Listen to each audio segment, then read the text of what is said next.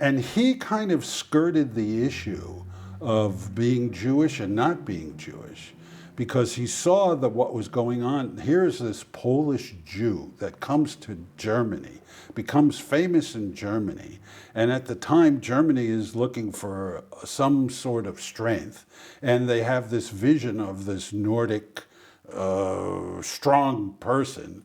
And so what he does is interesting. He dyes his hair blonde.